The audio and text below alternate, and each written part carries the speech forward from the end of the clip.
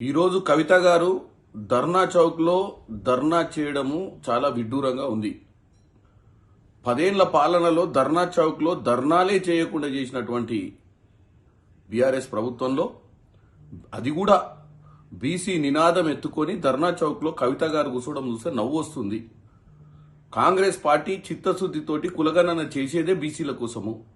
42% reservation కాదు, ఎంత కులగణనలో percentage ఉందో చూసి దాని ప్రకారం నిర్ణయం తీసుకోవాలని భారతదేశంలో మొట్టమొదటిసారిగా సంవత్సర పాలనలో కాంగ్రెస్ పార్టీ రేవంత్ రెడ్డి ముఖ్యమంత్రి గారు ఈ కార్యక్రమం చేపడితే ఇప్పుడు అదేదో జరగబోతుందని తెలుసుకొని ముందే ధర్నా చౌక్లో కూర్చొని కాంగ్రెస్ మా వల్లనే చేసిందని చెప్పుకోవడానికే కవిత గారు ప్రయత్నిస్తున్నట్టుంది. కానీ ఆమెకి ఏమాత్రము వాళ్లకు గాని వాళ్ళ పార్టీకి గాని చిత్తశుద్ధి ఉందనిపిస్తలేదు.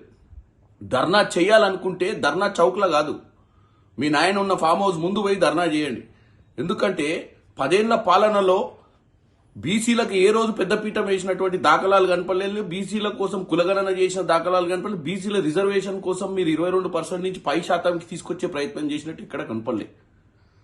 మీరు ఈరోజు ఎంత గొప్పగా అంటే మీరు ప్రజల మధ్యన మేము ప్రజల కోసం పోరాటం చేస్తున్నామని చెప్పుకోవడానికి జైలు నుంచి తిరిగి వచ్చిన కవిత గారు ఈ నినాదాన్ని ఎత్తుకొని దీంట్లో ఏమన్నా కాంగ్రెస్ పార్టీ చేస్తే క్రెడిట్ తీసుకుందామన్న ఆలోచన కనపడుతుంది తప్ప వాళ్ళ నాయన దగ్గరికి పోయి ఈ రోజు కాంగ్రెస్ పార్టీ మహేష్ కుమార్ గౌడ్ ఒక బీసీ సామాజిక వర్గం నుంచి పీసీసీ ప్రెసిడెంట్ చేసింది. గతంలో అదే నిజామాబాద్ జిల్లాకు సంబంధించిన డి శ్రీనివాస్ గారిని చేసింది, కేశవరావు గారిని చేసిర్రు, హనుమంతరావు గారిని చేసిర్రు.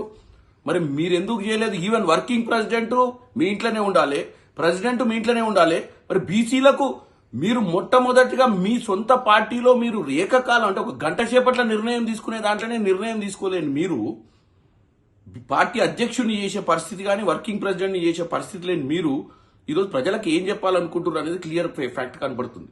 ఇలా రాహుల్ గాంధీ గారైనా ఇటు రేవంత్ రెడ్డి గారైనా కాంగ్రెస్ నిర్ణయం ఒకటే, బీసీల కోసం పాటుపడాలని కులగణన చేయాలని.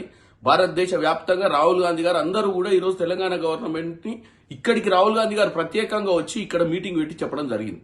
మొట్టమొదటిసారిగా భారతదేశంలో మనం ఒక మంచి కార్యక్రమం తీసుకుంటున్నాం. మీకు వీలైతే ఈ కార్యక్రమంలో భాగస్వాములు ఈ కార్యక్రమాన్ని జయప్రదం చేసే విధంగా మీరు కూడా కులగణనలో భాగస్వాములు అయితే తొందరగా ఆల్రెడీ కులగణన అయిపోయింది.